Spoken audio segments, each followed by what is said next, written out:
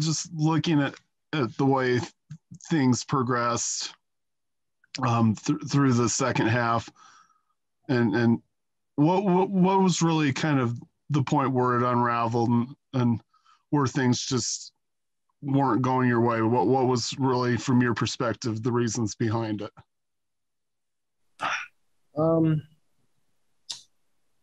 First off, I want to start this press conference off by saying salute to Terrence Mann. I've played against Terrence since like middle school. He's always been a dog and a warrior.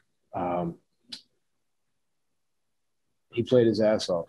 He got inserted to the lineup, and he's been hooping ever since. And you know, he's good. He's really good. And tonight he showed it on the biggest stage, and you know, kind of won it for them in a sense. So I want to give him his props, give him his respect, and that's how I want to start off there. As far as the game, I mean, just turned the ball over a lot. You know, we just didn't execute defensively. We didn't get back, letting guys do whatever they want.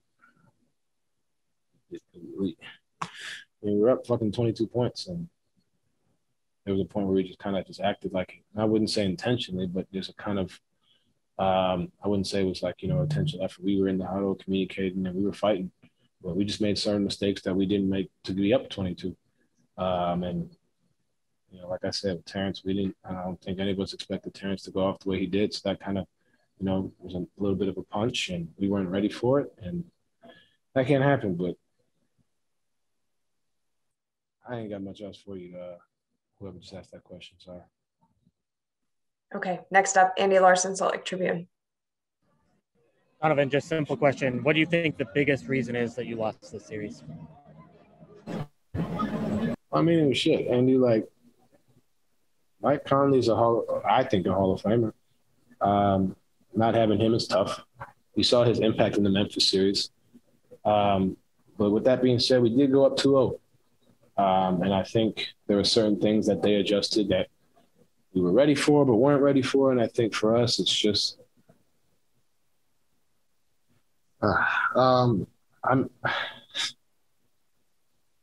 we just didn't do a lot of things the same way we did in game 2. They made adjustments, and we had adjustments ready, but we didn't necessarily execute it as a group. And I think that's, you know, when you have a team that's battle-tested, you know, Kawhi, I know he got hurt, Paul, Batum, Beverly, Jackson, Rondo. You know, they got a lot of guys who are battle-tested and seen it. And then you got the coaching staff, which was pretty good too. You know, they made adjustments, and we made great adjustments as a coaching staff, as a team. But I think for us, we just didn't execute it on the floor, and that's on us. It ain't on anybody else but the guys on the floor.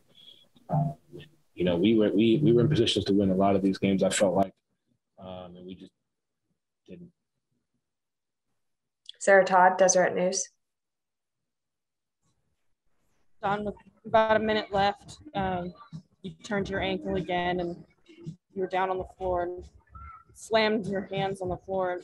And just at that point, the game was getting out of hand. Can you just tell me about your level of frustration, being in pain, seeing the game slip away?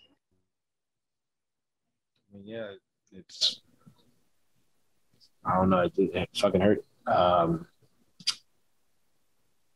And it was just a lot going on. It was slipping away, like you said, and just tried to fight. That's it, really.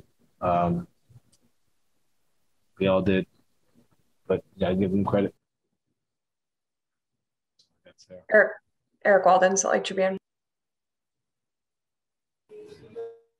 John, where were you at physically to begin the game? Like, how close to normal would you say you were? Obviously, it seemed like you were maybe kind of trying to ease through your pregame warm-up based on what we've seen before, and then you go out and have that kind of crazy 16-point first quarter.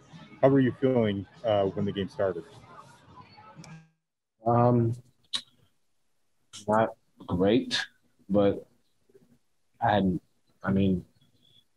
is what it is. I mean, I'm not going to sit here and, you know, and say, oh, I was hurt. That's not, you know what I mean? Like, whatever. But just trying to find a way by any means necessary.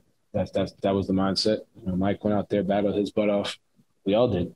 But, you know, sometimes you just got to have the mental fortitude to understand that we didn't want to go home. Not ready. I wasn't ready for this. Still not mentally ready for this to be over. We worked so damn hard, you know, for us to be here and for it to happen like this. I think for me and for all of us is devastating. Yeah, you try and fight through things and try to continue to battle and fight. And I don't know. I told you it's tough. They're a talented team. They did a lot of different things, and you know it's tough.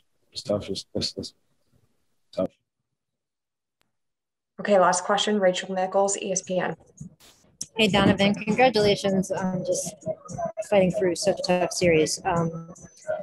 What is it like for you for like the next week or so? What do you remember from last year, or just sort of how you're going to feel, and when do you start to kind of come out of it? Well, Rachel, it hasn't fully sunk in for me yet. I'm still in shock. This summer is going to look a little different because obviously I'm hurt. So definitely trying to rehab first. So I'm ready for next season. And I don't know. I mean, I don't know what the hell I'm going to be doing next week. I mean, I'd probably be sitting here mad as hell watching the games and doing whatever. But this hurts more than last year because we were up again. Lost, like again, and this is going to eat at me for a long time. Watching the Clippers and the Suns play in the conference finals, and even watching the finals, like this had an incredible regular season, made so many pushes, and we continued to fight. But man, like this is going to eat at me even when I go to the grocery store, I'm gonna be thinking about this. Like, you know what I mean? Like this is. Wow. I don't know if that puts it in perspective for you, Rachel, but I appreciate that. And I know all of us on this call, we really appreciate you being so gracious this whole season, Donovan. Thank you. Thank you.